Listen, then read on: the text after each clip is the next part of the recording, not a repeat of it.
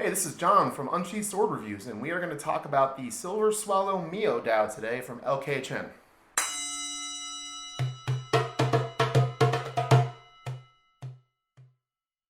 Alright guys, welcome to Unsheathed Sword Reviews. John, there's this big ass sword in front of us. Yeah, there does seem to be, doesn't there? Alright, so quick... Not compensating for anything. No, not at all. No. So a couple quick disclaimers before we get started on this sword. We are not historians, we are not experts, we do not study HEMA or any other form of martial arts that would tell us how to use something like this.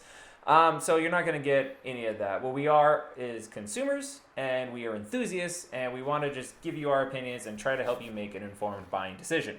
Absolutely. Also, we are going to talk about several categories for this sword and any sword we review, and we'll give you a graphic at the end that will kind of sum up all of the information and what we rank everything specifically. So, John, what the hell is this giant katana looking thing?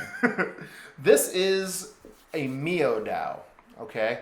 Which is, well, technically it's sort of a fusion between a Miao Dao and a much, much older, large Chinese saber that, basically China's been using swords like this since the Ming Dynasty, okay? And essentially what happened is there was a lot of war between them and Japan at the time. So there were some pirates from Korea and pirates from China and pirates from Japan, and they were all sort of invading and fighting each other and all that sort of thing, which leads to like sort of a forced cultural exchange. And so that's a nice way to word that. Yeah, right. The Japanese at the time used a sword called like an odachi, which is just basically like a giant katana with more forward weight on it.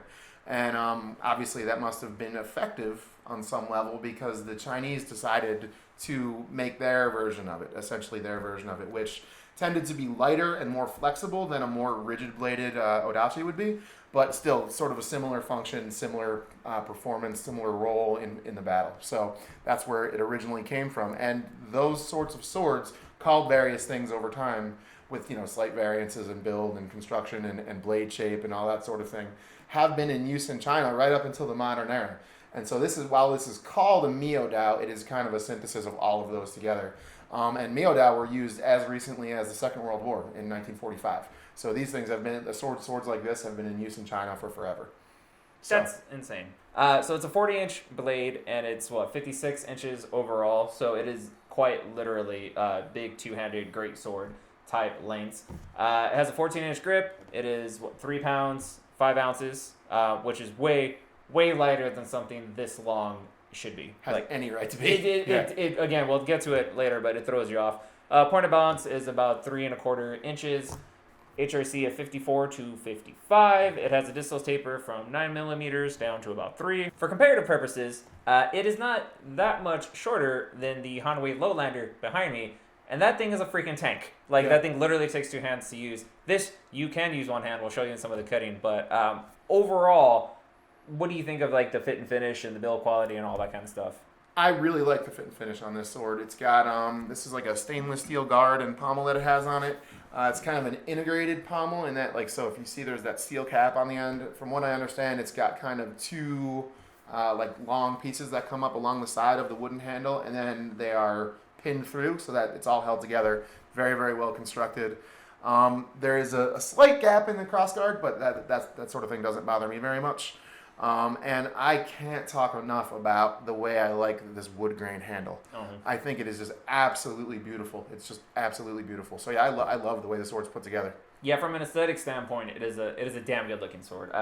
Again, so the blade obviously is what will throw you and what catches your attention. But again, when you start noticing the finer details of the hilt, the wood looks great, and it feels really, really, really good in your hand. And you're right, there's a little bit of a gap there, but nothing I would even grab about, and I tend to be a little bit more picky in terms of fit and finish. Right. But overall, the sword is very well constructed. The handling on this is absolutely insane. Uh-huh. So you'll see in some of the cutting videos, it is unbelievably fast. It's very light for its size, and it has a point of balance that's pretty close to the guard. So it's very nimble. You can do ridiculous sort of spinning cuts with it. It just really, really, really works well. There's actually an ancient manual that still exists for swords of this type, from the Ming Dynasty or slightly after.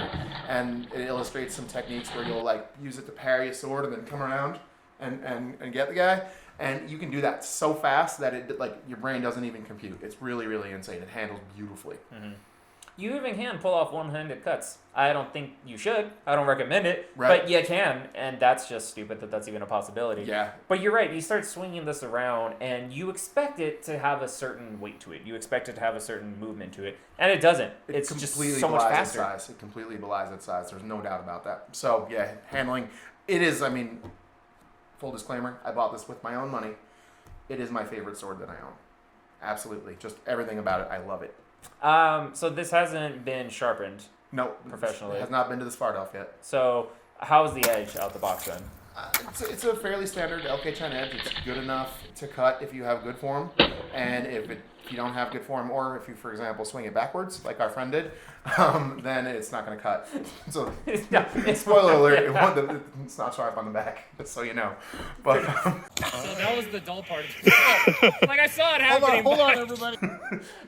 So we'll put the video. The best part of that is we saw him doing it, and so he smacks it, and then just sends it flying, and then the look of confusion, look at him, it's like what the fuck just happened. That's really funny. It was hysterical too, and unfortunately we didn't capture it in the video, but that did a really good job of showing how flexible the blade is, because it really did vibrate like this and came right back to true. There was no damage to it. Yeah, the blade is a lot more flexible than because you see something this big, you would expect super rigid. Exactly, like Odachi or Katana rigidity, and it's nowhere near that. No. It's like spring steel. It's really, really interesting. Like you can almost shake it and see it start moving. Yep. Which is that's probably why it's so freaking light. It's of course, definitely that's why it's so light. Which again is awesome. It makes it fast, but again, the more flexible a sword blade is, the more important edge alignment is, because if you hit it crooked, it's just gonna wobble and not go through. Mm-hmm. So whereas a katana, number one, I mean, this kind of curve, it's not quite saber curve, but it's very similar to katana curve, and that will tend to bring your edge around naturally, which is nice. It's a really good sword for beginning cutters. But with this one, if you're even just a little bit off, it won't cut as well because of that flexibility in the blade. Mm-hmm. I feel like with the keener edge, and if you knew what you were doing, this would be a monster of a cutter. Yeah, I think. It'll cut anything you want it to, definitely. Yeah. We should talk about the Scabbard too, because this is, it's a huge selling point for me on this sword. It has this crazy, beautiful, almost tiger stripe grain to it, and I'm not sure what kind of wood it is, but it just pops out. It is really, really pretty. It doesn't have the kind of retention that other swords from LK Chen do, but I feel like most saber scabbards don't, right? It's probably harder to make good retention, I would suppose. And just the fittings on it match the handle and the guard perfectly. Mm-hmm. It's this sort of simple but beautiful aesthetic that it has. I can't talk about it enough. I think it's gorgeous. And again, like I've said before, I don't particularly like to display swords in scabbards, but this looks really, really good in the scabbard. And if you chose to display it either in the scabbard or hang the scabbard under it also, the scabbard's kind of a work of art, so I definitely would, display that happily. So I can't recommend this sword enough. I would definitely, if you want a really eye-catching, fun to play with, gigantic goddamn sword, this would be a good one for you to get. It's reasonably priced. Again, we'll post that info on the price, and it performs better than it has any right to do for its price point, and it looks damn good. Yeah. I can't recommend it enough. And so here's the thing: if you're just shopping for a regular Dao or regular Jan, there's LK Chen obviously makes several versions of each of those types of swords, but other manufacturers do too. You could find those types of swords. Yep. There's not a lot of Miao Daos on the market. I think two that I know of that are made by large companies. One is Iron Tiger Forge, and I happen to have that one as well. And then this one, and then there are probably others that I don't know about. But yeah, it's not as easy to find one. No. So if you want a gigantic, very unique piece to add to your collection, that again handles great and has really good fit and finish and an amazing scabbard, then I 100% recommend this sword. You might need a bigger living room wall to hang it on. You would probably need. We had to pull the table back to get it in frame, and it's barely in frame as it is. Yeah. So it's exceptional. Just to point out, we mentioned the steel, but unlike other LK Chen stuff that's pattern welded, this is actually a mono steel. Right. So, and I think, as far as I know, this was the first one they made that was mono steel. The rest are all that pattern welded stuff. And then from then, you can kind of do one or the other, which is nice. You have a variety of choices. But yeah, this was the first one that came in just just mono steel, I think. Which still works. I mean, Yeah. it still is a very pretty blade. So. Yeah, I mean, and a blade this long and pattern welded would just be like, that would be gorgeous, man. It would That look would so be nice. gorgeous, but A lot of room for mistakes in there, then, right? yeah, or Yeah. more expensive. Yeah, and a lot more expensive. Very true.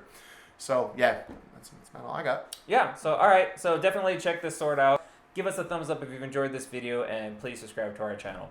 And we'll see you next time. Peace.